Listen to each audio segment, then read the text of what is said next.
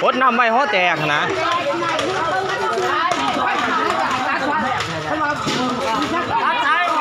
ตัดสายว่านั่นให้เขามาใส่ไฟผ้าพูดใจหัวใจงับไฟกับไข่เงาไงมองกันไว้บอกนี่เรามาให้มันใส่ใช้งับให้ดูให้งับตัวใหญ่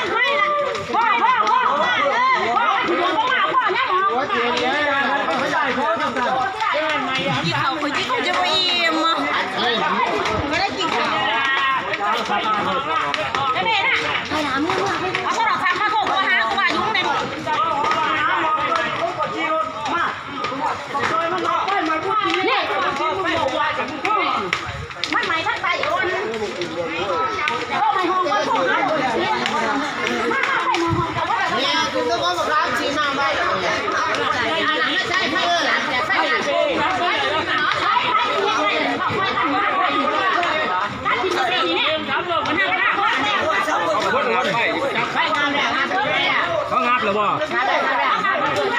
เขางับลงก็เลยน้าไฟในตู้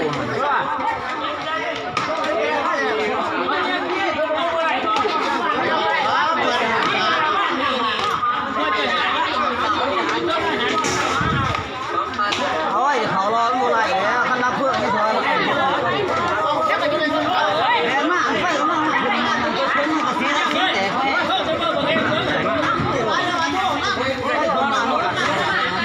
ว่าอีนี้ข้าวเดียว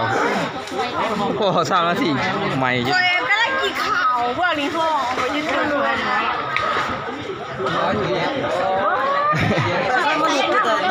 โอ้โห3 นาทีเนาะ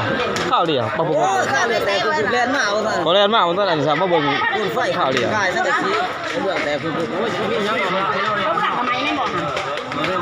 บ่เหลือหรอเรียนมายัง